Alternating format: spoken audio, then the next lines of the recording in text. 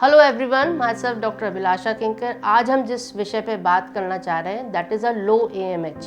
कई बार होता है कि हम अपनी फर्टिलिटी पे या कभी किसी इनफर्टिलिटी डॉक्टर के पास जाते हैं तो एक सवाल होता है कि आपका जो AMH है it is a low AMH। और व्हाट इज़ दिस AMH? ये AMH है क्या? इसको हम कहेंगे एंटी मुलेरियन हार्मोन। इसको समझने के लिए आपको समझना होगा हमारी नॉर्मल जो ओवरीज है, बनावट है, उसमें क्या रहता है। जब बच्ची पैदा होती है उसकी 2 ओवरीज होती है, उसके अंदर मल्टीपल प्राइमोडियल फॉलिकल्स होते हैं जिसके थ्रू अंडे बनते हैं। जब बच्चा पैदा होता है उसमें कम से कम आप मान के चलो 5 मिलियन प्राइमोडियल फॉलिकल्स होते हैं, जो कि जब अडल्ट एज में आता है या ओवुलेशन एज में आता है तो हर साल 10% of this primordial follicles reduces. तो जो 5 मिलियंस होते हैं वो करीब करीब एट द एज ऑफ आपकी प्रेगनेंसी लेने की एज है 16-17 साल की उम्र पे, तब तक सिर्फ 2 लाख बच जाते हैं। इन 2 लाख में से जो होता है हमारे एग्स बनते हैं, oocyte बनते हैं या वो अंडे बनते हैं जो कि हमारी प्रेगनेंसी को देते हैं। अगर मैं ये बात करूं कि एवरी टाइम जब भी हमें मेंसेस आते हैं या एग्स बनते हैं तो हर महीने कम से कम 10 से 15 एग जो होते हैं, प्राइमोडियल फॉलिकल्स होते हैं, वो मेच्योर होते हैं। उसके भी मेच्योर होने में सिर्फ एक ऐसा खुशनसीब फॉलिकल होता है जो कि डोमिनेंट फॉलिकल पे जाता है, और बीच का जो समय होता है हमारे मेंसेस का, जैसे कि 12th और 14th डे पे वो ओवुलेट होता है, और अगर स्पर्म से कांटेक्ट में आता है तो वो प्रेगनेंसी रेट को इंक्रीज कर देता है।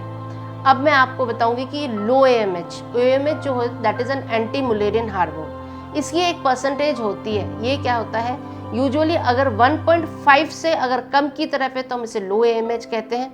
2 से 6 के करीब करीब हम इसको ऑप्टिमल AMH कहते हैं, और 6 से 8 के ऊपर होता है उसको हम कहते हैं हाई AMH। तो हाई AMH और लो AMH दोनों ही हमारी प्रेगनेंसी रेट को रिड्यूस करते हैं। इवन हमारी IVF साइकिल्स में भी ये हमारे इफ़ेक्ट करते हैं। इसको आपको बहुत सिंपल सी भाषा में समझाती हूँ।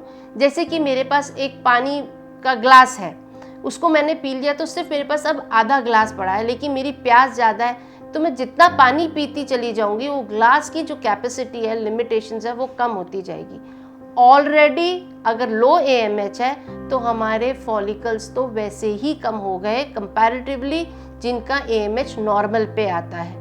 अगर हमारे पास फॉलिकल्स जितने कम होते जाएंगे हमारा स्टोरेज उतना ही कम होता जाएगा। बट मैं ये नहीं कहूँगी कि जो लो AMH वाले होते हैं वो कभी भी नेचुरली प्रेग्नेंट नहीं हो सकते, ऐसा कुछ भी नहीं है। दे कैन भी नेचुरली भी प्रेगनेंसी हो सकती है। स्पेशली लो AMH पे हमें आते हैं दैट इज़ द IVF। जब हम ऑप्टिमल साइकिल लेते हैं दैट टाइम हम IVF में कम से कम 10 से 12 फॉलिकल तैयार करते हैं, जिसमें से 3 या 4 फॉलिकल हमारे पास बहुत अच्छे एम्ब्रियो तैयार हो जाते हैं। वैसे ही मैंने आपसे बताया कि स्टोरेज कम है तो फॉलिकल्स कम है, तो जिनका लो AMH होता है उसमें हमारे पास वैसे ही फॉलिकल कम तैयार होते हैं, जैसे 5 से 6, उसमें से सिर्फ एक ही डोमिनेंट फॉलिकल या अच्छा फॉलिकल हमारे पास या एम्ब्रियो तैयार होता है। इसका मतलब हमारी कंसीव करने की या प्रेगनेंसी रेट है वो करीब करीब सिर्फ 10% रह जाती है। तो लो AMH वालों को ऐसी कोई दवाई नहीं है कि अभी तक कोई प्रूवन हुई हो कि कोई दवाई लेने से AMH वैल्यू बढ़ती हो। ऐसे हमारे पास कोई दवाई नहीं है कि जो फॉलिकल ख़त्म हो गए हैं, अगर आपके पास फॉलिकल्स नहीं है तो हम उसमें और अंडे भर सकें आपकी ओवरीज में। It is not possible yet. हाँ, लो AMH में ऐसा नहीं है कि आप नॉर्मली कंसीव नहीं कर सकते, उसमें भी कर सकते हो। और अगर आप IVF साइकिल में जाते हो डेफिनेटली थोड़ी प्रेगनेंसी रेट हमारी कम हो जाती है। तो आज हमने पता किया है लो AMH वालों के बारे में।